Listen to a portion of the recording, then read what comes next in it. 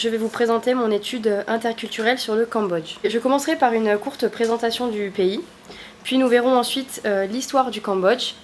Je parlerai également de la politique ainsi que de la monnaie du pays.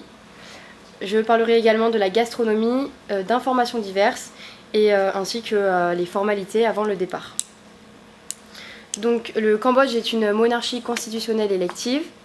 C'est un pays d'Asie du Sud-Est qui est entouré par la Thaïlande, le Laos et le Vietnam. Donc, au Cambodge, il y a donc un roi, il s'appelle Norodom Sihamoni. Le premier ministre s'appelle Hun Sen. La langue officielle cambodgienne est le khmer. La langue des affaires est l'anglais. La capitale du Cambodge est le Phnom Penh.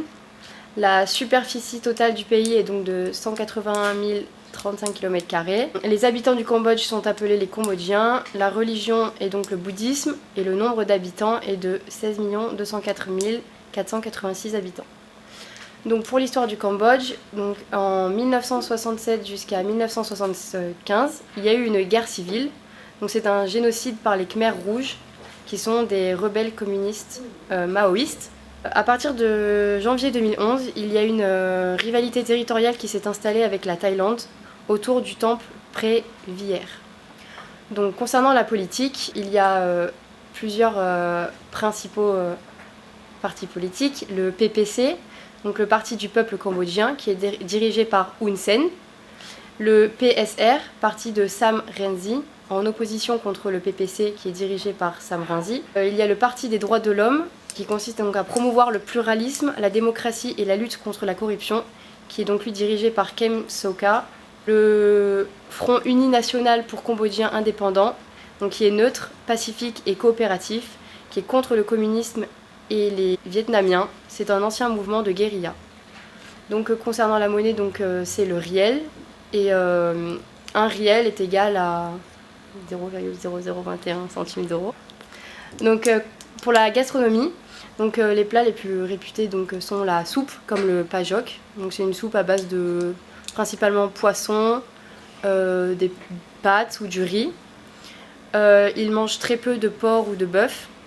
Et le fruit le plus apprécié au Cambodge est le durian, un fruit exotique qui possède une très très forte odeur. Donc pour les secteurs d'activité, au niveau de l'agriculture, ça tourne plus autour du riz, du maïs ainsi que le caoutchouc. Les Cambodgiens pêchent énormément, ils ont beaucoup d'exploitations pétrolières et ils font beaucoup de textiles. Pour les informations diverses, les sports les plus populaires au Cambodge sont le football, le volleyball et la boxe khmer. Concernant les cérémonies, il faut s'habiller dans la couleur du jour, c'est-à-dire que le lundi en orange, le mardi en violet, le mercredi en vert, le jeudi en gris ou en blanc, le vendredi en bleu, le samedi en noir et le dimanche en rouge. Concernant le salut traditionnel, c'est le Sampia. Il suffit de joindre les mains comme pour la prière et de s'incliner en avant légèrement en regardant l'interlocuteur dans les yeux.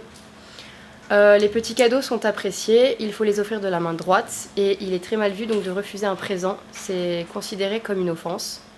Pour prendre en photo, il faut demander une autorisation avant tout et il est injurieux de toucher la tête des gens car c'est ici que repose l'âme et c'est sacré.